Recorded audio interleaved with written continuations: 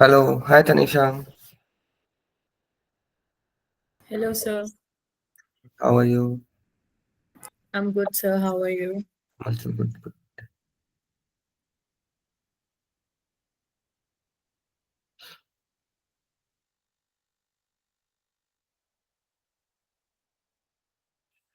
So Vishaka, can I start or should I wait for some more time? So you can start now. I can start now. Yes, sir. Yes, sir. Yeah. So we'll be covering about. So this is the class 9, and we will be covering risk and return in mutual funds. कि risk क्या होती है and how do we what are the different kind of returns we get from mutual funds, and also we will be covering about risk profiling कि आपको अपना risk analysis कैसे करना चाहिए and उसके according आपको like you need to invest money. Okay, so let's start with the topic one, introduction to risk. So Tanisha, would you like to answer कि risk क्या होती है and you would you like to add anything कि risk से आप क्या समझते हो करके? एनीथिंग रिस्क का भी बता सकते हो, अगर आपको रिटर्न के बारे में आंसर देना है तो रिटर्न के बारे में भी बता सकते हो, like what do you understand from return? Sir, no idea. या okay It's okay. like I have the idea, but I'm not getting the not words to it या properly. वर्ड्स नहीं मिल रहे ना उसको समझाने के लिए, I get Yes, it. sir. Risk के मतलब ऐसा शब्द है कि भी लिसन इन डेली लाइफ पर क्या होता है इसकी डेफिनेशन क्या होगी करके ना। Gotcha. Exactly, sir. Yeah, so let's start with risk. So definition of risk: the possibility of losing money or not achieving the expected returns from an investment. तो रिस्क का सच कोई प्रॉपर बुकिश डेफिनेशन नहीं है, like वो तो फिर Oxford dictionary से निकालना पड़ेगा। पर यहाँ इन्वेस्टमेंट के सिनेरियो में रिस्क क्या होगा कि जो हमको डर है कि हमारा डर ये है कि हमारा रिटर्न अचीव नहीं होगा, हमने इन्वेस्ट करा था ये सोच के कि 1 ईयर बाद हमको 5% का रिटर्न मिलेगा, तो हमारा इसमें रिस्क यही है कि वो अचीव नहीं होगा, करेक्ट। तो वही जो डर बोलेंगे इसको हिंदी में कि जो हमारा डर है कि 5% अचीव नहीं होगा, तो that will be risk. So and return is as simple कि the profit or loss generated by an investment over a certain period. तो रिटर्न जो होता है वो पॉजिटिव भी हो सकता है, नेगेटिव भी हो सकता है। तो रिटर्न ऐसा नहीं है कि हमेशा पॉजिटिव या प्लस में होना चाहिए। हो सकता है आपने कुछ इन्वेस्टमेंट करा है, फॉर सपोज गोल्ड में। गोल्ड में आपने 80,000 रुपीज का जब रेट था तब करा, एंड 1 ईयर बाद वो 75,000 का हो गया, तो आपका नेगेटिव रिटर्न हो जाएगा। ठीक है, तो इट इज नॉट कंपलसरी कि रिटर्न आपका हमेशा पॉजिटिव होगा। एंड जो रिस्क थी कि हमारा गोल्ड में नुकसान हो सकता है कि गोल्ड नीचे आ गया 1 ईयर बाद, so that will be risk कि 2% गिर गया गोल्ड एंड हमारा प्रॉफिट नहीं हुआ। सो एक कॉन्सेप्ट चलता है इन्वेस्टमेंट में, रिस्क रिटर्न टेक ऑफ, मतलब कि हम जितना रिस्क लेंगे उतना ज्यादा चांसेस है हमको हायर रिटर्न मिलने का। कि अगर हम बहुत ही ज्यादा रिस्की प्लेस में पैसा लगा देंगे या कम रिस्क वाली जगह में पैसा लगाएंगे तो हो सकता है कि हमको कम रिटर्न मिले। एंड अगर अपन हाई रिस्क वाले एरिया में मनी इन्वेस्ट करेंगे तो हो सकता है कि हमको रिटर्न भी बहुत ज्यादा मिले और नुकसान भी बहुत ज्यादा हो जाए, तो रिस्क प्रोफाइलिंग होती है वो। So higher potential returns are associated with higher risk, while lower risk often come with lower returns. तो बहुत सिंपल है कि अगर आपने एकदम पैसिव जगह पैसा लगाया है, लाइक बैंक की एफडी में या सेविंग बैंक अकाउंट में आपने पैसा छोड़ दिया, तो बहुत मतलब 99.9% चांस है कि आपको कुछ नुकसान नहीं होगा, क्योंकि बैंक कहीं नहीं जा रही। वो तो अगर आपकी बहुत ही किस्मत खराब है तो अगर वो बैंक ही बंद होगी जिसमें आपने पैसा डाला था, तो आपका नुकसान हो सकता है, वरना उसमें बिल्कुल भी नुकसान नहीं होगा एंड बहुत नॉमिनल से रिटर्न मिल जाएगा। ऑन दी कॉन्ट्ररी, अगर आप बहुत ज्यादा रिस्क लेके आप स्टॉक मार्केट में इन्वेस्ट करोगे या किसी हाई रिस्क म्यूचुअल फंड में इन्वेस्ट करोगे, तो हो सकता है कि आपको एक साल में 20, 25, 30% तक का रिटर्न मिल जाए। पर एक ये भी चांस रहेगा, बहुत हाई चांस, कि एक साल बाद स्टॉक मार्केट डाउन साइड में रहे एंड आपको नुकसान हो सकता है 10, 15% का और इवन मोर एट टाइम्स। तो ये तीनों कॉन्सेप्ट क्लियर है आपको, risk return and risk return का जो कोरिलेशन रहता है? Yes, sir. Okay, then coming to next slide. तो जैसे हमने रिस्क पढ़ा, तो रिस्क में भी बहुत कैटेगरी होती है कि किस किस टाइप की रिस्क होती है। तो यूजुअली 4 टाइप की रिस्क होती है म्यूचुअल फंड में। One is market risk, second is interest rate risk, third is credit risk, fourth is liquidity risk. तो इन चारों के बारे में बता दो आपको। तो मार्केट रिस्क इज वन, मतलब सबसे इजी टू अंडरस्टैंड है कि मार्केट रिस्क क्या होती है। तो रिस्क जो कि फ्लक्चुएशन के कारण हो रही है स्टॉक मार्केट में या बॉन्ड मार्केट में। अगर आपका स्टॉक मार्केट में फ्लक्चुएशन हो रहे रेट के, तो वो मार्केट रिस्क है कि stock market as the name suggest कि मार्केट में अगर कुछ उठा पटक हो रही है, ऊपर नीचे हो रहा है, अगर वो हो रहा है तो that will be stock market risk, मतलब मार्केट रिस्क। और आपने टीवी पे एडवर्टीजमेंट भी देखी होंगी म्यूचुअल फंड्स की, तो उसमें आखिर में को फटाफट लाइन पढ़ देते हैं, investment in mutual fund are subject to market risk, please do your due diligence before investing anything, blah blah, एक लाइन बोल देते हैं ना वो लोग फटाफट। तो that market risk is covered during those mutual fund advertisements. तो पढ़ते हैं, risk due to fluctuations in the overall stock और bond markets. Example, a decline in stock prices affects equity mutual funds. तो अगर स्टॉक प्राइसेस सिग्निफिकेंटली नीचे आ जाएंगी, 5-6% या 10% तक फॉलो करेंगी, तो आपके इक्विटी म्यूचुअल फंड में आपने जो भी इन्वेस्टमेंट करा है वो नीचे आ जाएगा। ठीक है। Second is interest rate risk. तो इंटरेस्ट रेट क्या होता है कि अ, आपने बहुत सारी बैंक्स के नाम बताऊंगे आपको, State Bank of India, HDFC Bank, then we have Punjab National Bank, India में बहुत सारे बैंक्स हैं। तो ये सब जो छोटी छोटी बैंक्स हैं, इनको एक बैंक कवर करती है जिसका नाम है रिजर्व बैंक ऑफ इंडिया या आरबीआई। आपको आरबीआई के बारे में पता है? Yes, sir. हाँ, नाम सुना होगा आपने। अपने करेंसी जो अपने नोट्स होते हैं, 100 का नोट, 500 का नोट, उस पर भी आप देखना कि रिजर्व बैंक ऑफ इंडिया लिखा रहेगा। तो जितनी भी ये सारी करेंसी वगैरह है ना, ये reserve bank of India print करती है।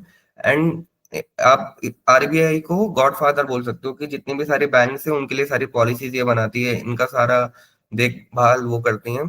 तो आरबीआई ना एक रेट चलाती है जिसको बोलते हैं रेपो रेट। तो जैसे हमने बैंक को तो पैसा दे दिया, तो बैंक तो उस पैसे के साथ कुछ भी कर सकती है ना, करेक्ट? तो आरबीआई ना उनसे थोड़ा पैसा ले लेती है कि आप ऐसा ना हो कि सारे पैसे से लोन बांट दो। तो what they will do is they take some money from the other banks, like SBI हो गया, एचडीएफसी बैंक, जितनी भी बैंक है ना सबसे ले लेते हैं। एंड वो, जैसे एचडीएफसी हमको लोन चाहिए रहता है तो हम एचडीएफसी बैंक के पास जाते हैं, करेक्ट? अगर एचडीएफसी बैंक को पैसे चाहिए तो वो रिजर्व बैंक ऑफ इंडिया के पास जाएगी। तो रिजर्व बैंक ऑफ इंडिया जो है ना, वो भी एक इंटरेस्ट रेट चार्ज करती है इनसे। वो नॉमिनल होता है 3%, 4% के आसपास। तो अगर वो रेट फ्लक्चुएट होता है, अगर आरबीआई वो रेट एकदम हाई कर देती है या लो कर देती है, तो वो उसको हम बोलेंगे इंटरेस्ट रेट रिस्क। मतलब अगर किसी बैंक को लोन महंगे रेट पे मिल रहा है, तो वो हमको भी बर्डन इवेंचुअली पास ऑन करेगी, एंड वो सारा बर्डन सारे फाइनेंशियल मार्केट में दिखता है। ओके। तो इंटरेस्ट रेट रिस्क क्या होगी? Risk that bond prices will fall due to rising interest rate. तो जितने भी मार्केट में बॉन्ड्स वगैरह सर्कुलेट हो रहे हैं, तो उनके प्राइसेस फॉल हो जाएंगे क्योंकि वहां पे रेट बढ़ चुका रहेगा। Example, debt fund face interest rate risk. ठीक है। तो एक बार और सिंपल वर्ड में बता देता हूँ, we take money from H D F C bank, but H D F C bank भी एक बड़ी बैंक से पैसे ले रही है जिसका नाम है रिजर्व बैंक ऑफ इंडिया। तो जैसे यूएसए है तो वहाँ पे है फेडरल बैंक जो ये सब गवर्न करती है, वहाँ की आरबीआई बोल सकते हैं। तो उनके इंटरेस्ट रेट को हमेशा मॉनिटर करना पड़ता है क्योंकि वो डायरेक्टली कोरिलेट करते हैं बॉन्ड के इंटरेस्ट रेट से। तो अगर वहां पे अगर रेट कट होगा या रेट हाइक होगा तो इसका इम्पैक्ट बॉन्ड मार्केट पे पड़ेगा। वैसे ये एक नेचुरल फिनोमिना नहीं है कि हर दूसरे दिन चेंज हो रहा है, ये 3-4 महीने में एक बार कभी रेट चेंज होते हैं तो उसका इम्पैक्ट थोड़ा सा पड़ सकता है। तो we will have interest rate risk. Then on the third we have credit risk. तो क्रेडिट रिस्क में क्या होता है? The risk that a bond issuer will default on payments. तो हमने जैसे मनी मार्केट इंस्ट्रूमेंट्स पढ़े थे स्टार्टिंग की क्लासेस में, तो मनी मार्केट में होता है कि आप या तो आप स्टॉक इशू करके पैसा ले सकते हो, आप अपने शेयर्स इशू कर दो मार्केट में, लोग शेयर्स खरीदने के लिए पैसा देंगे, आप वो आप अपनी कंपनी के लिए यूज कर सकते हो। सेकंड तरीका था एक बॉन्ड इशू करना या डिबेंचर्स इशू करना। तो बॉन्ड इशू करना क्या होता है कि आपने बॉन्ड इशू कर दिए, एंड फॉर सपोज आप एक कंपनी हो, मान लो टाटा कंसल्टेंसी सर्विसेज है फॉर सपोज, और उनको वहाँ पैसे चाहिए किसी काम के लिए, like they want to open a new building और new office in your town. तो उन्होंने बॉन्ड इशू करे, वो बोला कि हम आपको 10% हर साल देंगे और आप हमको ये पैसे दे दो, ठीक है? पर किसी कारण से टाटा कंसल्टेंसी सर्विसेज नहीं परफॉर्म कर पा रही है, उनकी अर्निंग्स नहीं हो रही, वो नुकसान में चली गई, एंड वो आपके बॉन्ड का पेमेंट नहीं दे पा रहे हैं। तो वो क्रेडिट रिस्क होगी कि हमने उनसे बॉन्ड खरीदा and they are unable to pay us.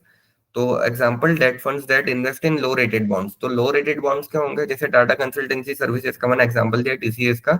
तो वो एक हाईली रेटेड कंपनी, बहुत रेप्यूटेटेड है, जो नुकसान नहीं करेगी। पर there could be some companies जो छोटी मोटी हरी भरी कंपनी है, छोटी सी आईटी कंपनी आ गई या कोई सी भी कंपनी आ गई, स्टार्टअप आ गया कोई, उन्होंने बहुत अच्छी पावर पॉइंट प्रेजेंटेशन बना के उनका विजन समझाया कि हम आपसे पैसे लेंगे बॉन्ड के बेसिस में और आपको 10% पर ईयर देंगे और हम ऐसा ऐसा काम करेंगे एंड वी विल ग्रो बहुत सारा, बट उनकी ग्रोथ नहीं हो पाई and they made a default eventually, कि वो लोग आपको रीपे नहीं कर पाए, तो दैट इज क्रेडिट रिस्क, कि आपने किसी को लोन दिया बॉन्ड के फॉर्म में एंड आपको मिला नहीं। Then we have liquidity risk. So liquidity का मतलब ये होता था कि अगर हम कुछ बाय करने जा रहे हैं तो उसके लिए एक सफिशिएंट अमाउंट ऑफ सेलर्स नहीं है, या अगर हम कुछ सेल करने जा रहे हैं तो हमको बायर्स ही नहीं मिल रहे हैं, मतलब हमको बायर नहीं मिल रहा है जो ये चीज सेल करना चाहता है। तो लिक्विडिटी में बाइंग और सेलिंग का मिसमैच हो जाता है and there are lot of slippages, कि आपने 100 पे खरीदना था पर कोई सेल ही नहीं कर रहा था तो आपको 105 पे खरीदना पड़ा, या आपको कुछ सेल करना था पर वो सेल ही नहीं हो रहा क्योंकि कोई बायर नहीं है, तो वो बहुत नीचे वाले रेट पे सेल हो, आपको 100 पे सेल करना था, कोई खरीदने को तैयार नहीं था, तो फिर आपको उसको 94 या 95 रुपीज पे सेल करना पड़ा। So what is liquidity risk? The risk of not being able to sell investments quickly without a loss. मतलब आपको अगर कुछ भी सेल करना था या परचेज करना था तो आप वो क्विकली कर नहीं पाए हैं अपने डिजायर्ड रेट पे, मार्केट रेट पे एग्जीक्यूट नहीं हुआ and you made a loss because of it. So example, close ended mutual funds में face liquidity challenges. Close ended mutual funds हमने पढ़े थे, जो मतलब एक या दो बार ही कुछ इन्वेस्टमेंट करते हैं, एक या दो बार ही उनकी विंडो खुलती है साल में, and so they might face challenges while they want to sell, उनको लिक्विडिटी नहीं मिलेगी। मेजर लिक्विडिटी इशू आता है अपने रियल एस्टेट मार्केट में, या अगर आप एक बहुत ही पेनी स्टॉक या इलिक्विड स्टॉक में इन्वेस्टमेंट कर रहे हो जहाँ पर इतनी ट्रेडिंग नहीं होती है, या आप अनलिस्टेड सिक्योरिटीज में इन्वेस्टमेंट कर रहे हो, मतलब जो स्टॉक मार्केट पे नहीं है पर आपको पता है कि इनकी एक कंपनी है तो हम इनसे खरीद लेते हैं। ठीक है, तो आपको चारों रिस्क टाइप क्लियर है? Market risk, interest rate risk, credit risk, liquidity risk. Sir, can you please explain risk once again? Okay okay. So जैसे हम बैंक से लोन लेते हैं, करेक्ट, क्योंकि हमको कुछ पैसे की रिक्वायरमेंट रहती है। तो सिमिलरली कुछ कुछ कंपनीज को भी पैसे की रिक्वायरमेंट रहती है, पर वो चाहते हैं कि हम बैंक से नहीं लेके नॉर्मल इंस्टीट्यूशन से ले लें, या इंडिया की नॉर्मल पब्लिक है हम उनसे पैसा ले लेते हैं। तो what they will do is they will issue bonds. को लोन तो नहीं बोलेंगे क्योंकि लोन तो हम बैंक से लेते हैं, पर जो बॉन्ड इशू होता है it is also kind of loan. इसको बॉन्ड का एक और वर्ड है डिबेंचर, मतलब डिबेंचर भी एक शेयर जैसे। बॉन्ड और डिबेंचर में ये कॉन्सेप्ट रहता है कि अगर आप बैंक से लोन लोगे तो बैंक आपको 1 लाख रुपीज देगी, फॉर सपोज आपको 1 लाख चाहिए, एंड वो आपसे ईयरली कुछ इंटरेस्ट चार्ज करेगी, हो सकता है 15%, 20% या 10%।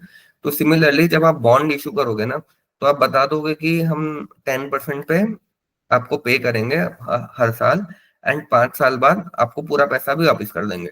तो आपने 1 लाख रुपीज का बॉन्ड इशू करा, आपने बोला कि हम 10% हर साल इंटरेस्ट देंगे, एंड आपको 5 इयर्स बाद पूरे आपके 1 लाख रुपीज भी हम वापिस दे देंगे। तो अब क्या हुआ, अब ये जो बॉन्ड इशू करती है ना, हर टाइप की कंपनी हो सकती है, बहुत अच्छी कंपनी भी हो सकती है, कम अच्छी कंपनी भी हो सकती है, या बहुत ही खराब कंपनी भी हो सकती है। तो है ना, कंपनी की एक रेटिंग होती है, जैसे हम रेट करते हैं ना 4 स्टार, 5 स्टार, 3 स्टार। तो एक बोर्ड बना के रखा है एक सेबी ने, जो हर कंपनी की मतलब बहुत सारे इन्वेस्टमेंट बैंकर्स भी हैं जो कंपनी को रेट करके रखते हैं। लाइक बहुत अच्छी कंपनी है तो उनको double plus, A double plus की रेटिंग देंगे, किसी को बी रेटिंग देंगे, किसी को सी रेटिंग देंगे। तो हाई चांसेस हैं कि अगर जो ए रेटेड कंपनी नहीं है, मतलब बी सी डी, जैसे अपने स्कूल में रहता है कि अगर खराब ग्रेड आया तो खराब ही है वो बच्चा। तो अगर किसी कंपनी की रेटिंग खराब है, बी है, सी है, डी है, आपने उसको पैसे दे दिए बॉन्ड्स लेके कि आप 1 लाख रुपए रखो और आप मुझे 10% हर साल देते रहना, और उस कंपनी ने फिर डिफॉल्ट कर दिया। डिफॉल्ट कर दिया मतलब वो आपको टाइमली पैसा नहीं दे पा रही है, या दे वेंट बैंकरप्ट। उन्होंने जो सोचा था, जो प्रोजेक्शंस कर रहे थे कि हम ऐसे ग्रो करेंगे या ऐसे आगे बढ़ेंगे, वो नहीं हो पा रहा है। तो व्हाट दे विल डू कि डिफॉल्ट हो जाएगा एंड इवेंचुअली वो आपका पैसा नहीं देंगे। तो वो एक क्रेडिट रिस्क रहेगी हमेशा मार्केट में, कि अगर आपने किसी लो रेटेड कंपनी को से पैसा ले लिया है, तो सॉरी, लो रेटेड कंपनी को पैसा दे दिया है एंड वो आपको रीपे नहीं कर पा रही वापस। Is it clear? Yes, sir.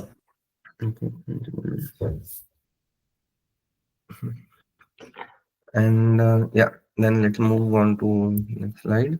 Then हमने रिस्क तो पढ़ ली, अब हम पढ़ लेते हैं type of returns in mutual funds. ये हमने प्रीवियस क्लासेस में भी कवर करा है। तो one is capital gain. So capital gain की डेफिनेशन है the profit earn when you sell mutual fund units at a higher price then what you paid for. So अगर आपने 1 लाख की म्यूचुअल फंड्स खरीदे, अगर आपने उसको 1,10,000 में सेल कर दिया तो आपका कैपिटल गेन हो जाएगा 10,000 का। और अगर आपने 1 लाख में खरीदे हैं एंड 90,000 में सेल करा है तो आपको नुकसान हो गया, तो आपका कैपिटल लॉस हो जाएगा 10,000 रुपए का। ठीक है, आपका टैक्स सिर्फ गेन्स पे लगता है, लॉस पे कोई टैक्स नहीं लगता है। Okay, then we have dividends. So income earned from the mutual funds investments, especially in equity funds, which are distributed to investors. तो डिविडेंड क्या होगा? जैसे आपने 1 लाख रुपीज इन्वेस्ट कर दिए एक म्यूचुअल फंड में एंड उसकी वैल्यू हो गई अभी 1,20,000, 1,30,000, पर आपने कुछ सेल नहीं करा, you are not selling those mutual fund. Okay, आपने इन्वेस्टमेंट रख कर रखा है, पर जिस कंपनी का आपने म्यूचुअल फंड खरीदा था, फॉर सपोज आपने एचडीएफसी सिक्योरिटीज का या एचडीएफसी एएमसी से खरीदा, एचडीएफसी निफ्टी 50 म्यूचुअल फंड, उनके पास बहुत सारा कॉर्पस इकट्ठा हो गया, वो प्रॉफिट बनाते जा रहे हैं, मार्केट बहुत अच्छा चल रहा है, like they are making best investment decisions and they are printing lot of money, they are making huge profits. तो व्हाट दे विल डू कि they will share some amount with you कि okay you keep this amount 5,000 rupees and that will be termed as dividend, क्योंकि आपने कुछ sell नहीं करा है, they are giving it to you, so it is a dividend. Okay, then we have NAV growth, the increase in the value of your mutual fund units over time. Example, if the NAV goes from 100 to 120, you have gained 20 per unit. So जैसे हमने capital gain पढ़ा कि आपका mutual fund 1 lakh से 1,10,000 हो गया, 10,000 का capital gain बोलेंगे। तो सिमिलरली जब आपका म्यूचुअल फंड 1 लाख से 1,10,000 जा रहा है तो आपकी एनएवी भी बढ़ेगी, तो एनएवी आपकी 100 से 120 हो गई है, तो आपका 20 रुपीज का जो गेन हुआ है वो कैपिटल गेन रहेगा। और कुछ लोग उसको एनएवी ग्रोथ भी बोलते हैं कि आपकी एसेट वैल्यू बढ़ गई है। ठीक है, तो this are types of return in mutual fund. इसमें कुछ क्वेश्चन है तो नहीं है आपको? No, sir. Okay, then we have understanding diversification. तो diversification would you try to answer कि क्या होता है डाइवर्सिफाई करना या diversification? So it basically means the variety of anything. Yeah, cool. Yes, correct. So diversification means spreading investment across different assets to reduce risk.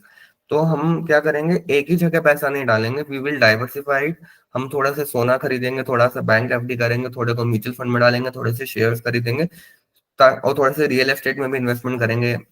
अगर कोई एक area crash होता है तो you will still have 4 pillars which will protect your investment, की चलो सब जगह तो नुकसान नहीं हुआ। अगर आप सारा पैसा एक ही जगह डाल दोगे, सारा पैसा मैंने सिल्वर में डाल दिया एंड कल को ऐसा होता है कि सिल्वर की बहुत बड़ी माइन निकल गई कहीं पे कि बहुत सारा सिल्वर प्रोड्यूस होने लग गया इजीली, तो सिल्वर की वैल्यू एकदम रिड्यूस हो जाएगी, सिल्वर का कोई वर्थ ही नहीं रहेगा।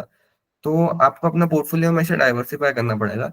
आप ये सोच के कभी भी इन्वेस्टमेंट मत करना कि पिछले 100 साल में भी तो सोना हमेशा ऊपर ही गया है या स्टॉक मार्केट ऊपर ही गया है, क्योंकि कभी भी कुछ भी ऐसा सिनेरियो क्रिएट हो सकता है कि वो चीज एकदम वर्थलेस हो जाए, कि it might not work out. जैसे सिल्वर का अभी डिस्कस करा कि ऐसा कोई सिंपल तरीका मिल जाए सिल्वर मैन्युफैक्चर करने का, लाइक डायमंड्स के साथ हुआ था बीच में कि people started creating artificial diamond. तो एक्चुअल जो डायमंड जो माइनिंग करके निकालते हैं उसकी वैल्यू कम हो गई थी, क्योंकि लैब ग्रोन डायमंड चलने लगा था, चल रहा है अभी।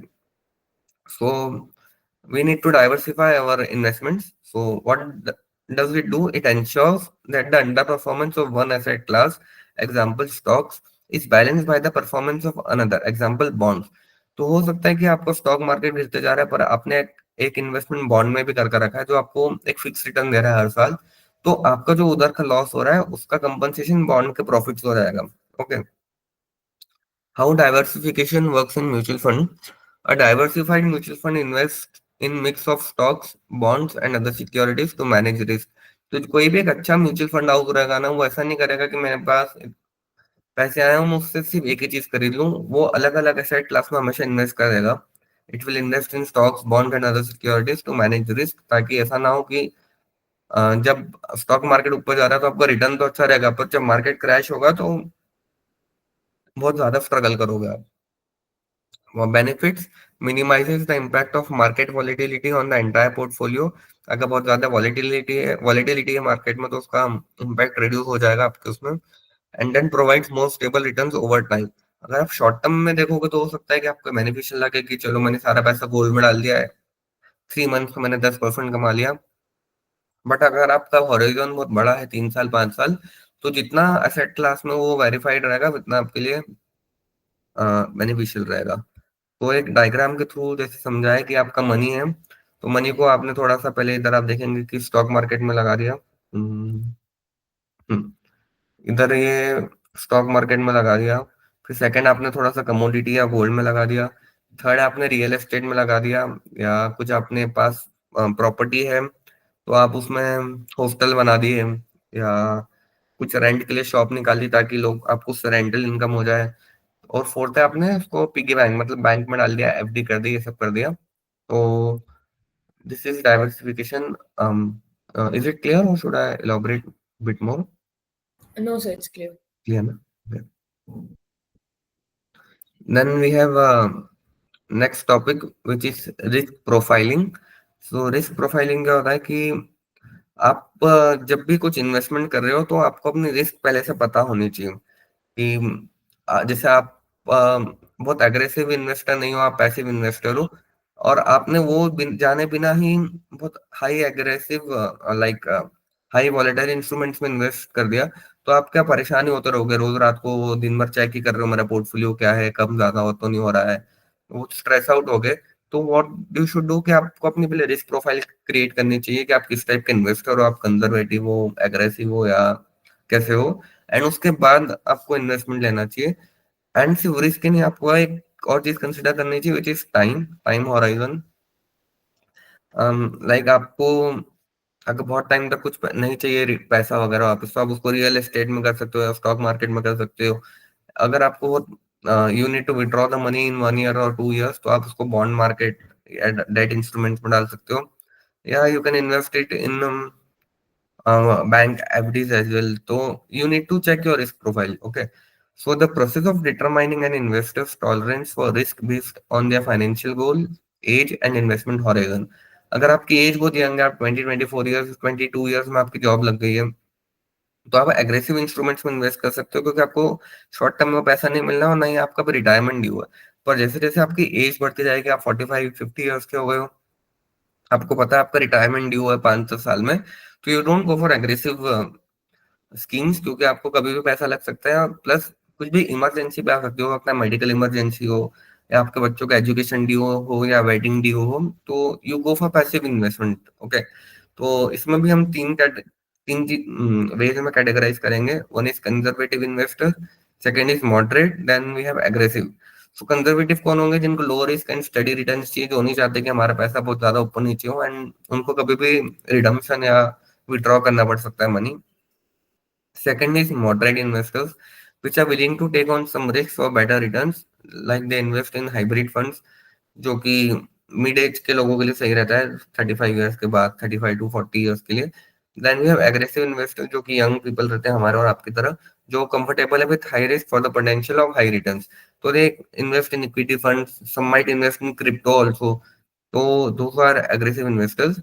Okay, so risk profiling is clear?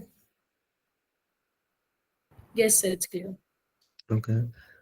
Then let's move on to the next slide, which is time horizon, जो कि रिस्क प्रोफाइलिंग से मिलता जुलता ही है। सो टाइम होराइजन में क्या होता है कि you need to fix the time कि okay, I am investing this for purchasing a car after 5 years. अभी मेरे पास इतने पैसा नहीं है, तो मैं हर साल 2-2 लाख इकट्ठा कर रहा हूँ, जिसमें मुझे 10-15% रिटर्न मिल के 5 साल बाद वो हो जाएंगे 15-20 लाख, एंड मैं उससे बढ़िया सी गाड़ी ले लूंगा। ठीक है। So the time horizon affects the level of risk you can take. तो अब आपको पता है कि आपको 5 साल बाद निकालना, तो आप अकॉर्डिंगली छोटे काइंड ऑफ इंस्ट्रूमेंट में इन्वेस्ट करोगे, ना कि लाइक सॉरी पैसिव इंस्ट्रूमेंट में इन्वेस्ट करोगे, ना कि एग्रेसिव इंस्ट्रूमेंट में। So short-term investment should focus on low-risk funds, example debt funds to avoid volatility. Long-term investment can afford to take more risk, example equity fund, as they have time to recover from market fluctuations. Okay, so clear है time horizon क्या होता है? Yes, sir. Yep. So मतलब risk profiling वगैरह में इतना ही था, like risk and return in mutual funds. Then एक activity you can do, like one first is research and identify 3 mutual funds with different risk levels, like low, medium and high. फिर क्या करना है? Compare their performance over last 5 years and evaluate the risk return trade of. Present your findings in the next class. ठीक है, तो जो भी next class रहेगी, मतलब from next class we will be starting new topics all together. We will moving on to topic of commodity market. अभी हम अभी तक हम सिर्फ इक्विटी और उसको डिटेल में पढ़ने की कोशिश कर रहे थे। Next topic will be commodity and forex, मतलब जिसमें हम कमोडिटी यानी मेटल्स वगैरह के बारे में डिस्कस करेंगे, एंड फॉरेक्स मतलब फॉरेन करेंसी में कैसे ट्रेडिंग होती है एंड उसके क्या क्या टाइप्स होते हैं, दुनिया भर की सारी रामायण उसकी डिस्कस करेंगे हम। ठीक है, तो आपको म्यूचुअल फंड सर्च करने हैं तो आप उसको कैसे सर्च करोगे? लाइक तीन टाइप के म्यूचुअल फंड ढूंढने हैं आपको, तो यू कैन सिंपली गूगल कि मुझे लार्ज कैप फंड्स चाहिए, you can note it down somewhere. आप गूगल पे जाना and you can type with type of mutual funds, large cap, mid cap, small cap, hybrid, flexi cap funds, और you can simply Google like suggest me a low risk mutual fund, suggest me a medium risk mutual fund और high risk mutual fund। And उनको क्या करना, जब भी आप कोई भी इस टाइप की टर्म सर्च करोगे तो आपको अलग अलग कंपनीज के म्यूचुअल फंड बताएगा। जैसे मैंने एक फोटो लगा कर रखा है, state Bank of India Nifty next 50 index fund. तो अलग अलग टाइप के म्यूचुअल फंड होते हैं, it could be of HDFC, it could be of Motilal Oswal, it could be of quant. बहुत बहुत सारी कंपनी सेल करती है म्यूचुअल फंड, एंड उनके भी अंदर बहुत सारी कैटेगरीज होती है, तो वहां पे आप देख सकते हो। एंड आप कोई भी म्यूचुअल फंड को आप फिर क्लिक करोगे, फॉर सपोज आपने क्लिक कर दिया Motilal Oswal mid cap mutual fund, तो उस पर आप क्लिक करोगे तो आपको इस टाइप का एक चार्ट दिखेगा जैसा इसमें दिख रहा है। तो उसमें आपको अलग अलग चीजें दिख जाएगी कि आपको 3 मंथ्स में उसमें कितना रिटर्न मिला है, 6 मंथ्स में, 1 ईयर में, 5 ईयर में, और उनका मैक्सिमम टाइम का रिटर्न कितना रहा है। तो आप अलग अलग टाइप के म्यूचुअल फंड्स को ओपन करिएगा and then you can search कि अच्छा इस म्यूचुअल फंड में इतना रिटर्न मिलता है, उसमें इतना मिलता है, हाई हाई प्रोफाइल मतलब हाई रिस्क वाले में, लो रिस्क वाले में, एंड आपको क्लियर हो जाएगा और उसके बारे में। एंड अगर कुछ डाउट्स रहते हैं तो you can ask me in next class, और you can ping on WhatsApp also. ठीक है, एक्टिविटी इज क्लियर कि क्या करना है इसमें। Yes, sir. And also note down the name of mutual fund जो आपने लिखे हैं, लाइक 3-4 ऐसे देख लेना, एंड उनके नाम आप लिख लीजिएगा। Okay, Okay, sir. Yeah so I have couple of questions going in the class, so yeah. So what is diversification in mutual funds? A, investing in one asset to maximize return. B, spreading investment across multiple assets to reduce risk. C, switching from one mutual fund to another frequently. D, investing only in low risk securities. तो diversification क्या होगा बताइए। Sir, the second option. Tanisha जी ने सुना है option B, spreading investment across multiple assets to reduce risk. Yes, that is correct. So yeah that is diversification, जहां आप अलग अलग जगह इन्वेस्ट करके अपना रिस्क रिड्यूस करोगे। Then we have another question, what does the risk return trade off imply? Lower risk means higher return, higher risk mean lower return, higher risk is associated with higher potential returns, lower risk leads to no return. Sir, option C. सही, बराबर। Higher risk is associated with higher potential returns. इसका एक छोटा सा graph भी बना के इसको ओपन कर सकते हैं अगर किसी को कंफ्यूजन रहा हो तो। We have risk,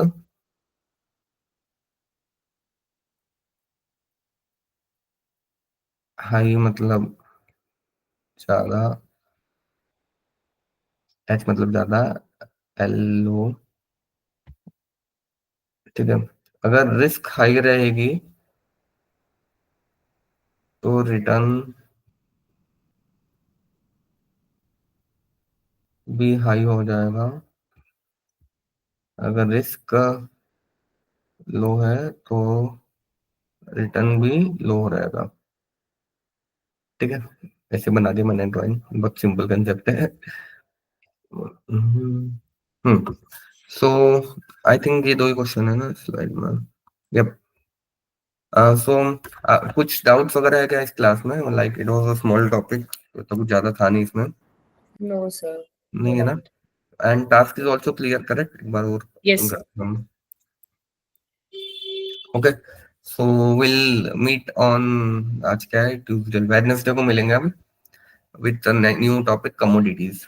okay, Okay, sir. Thank you for joining Tanisha, bye bye, have a Bye, great sir. Night. Same to you.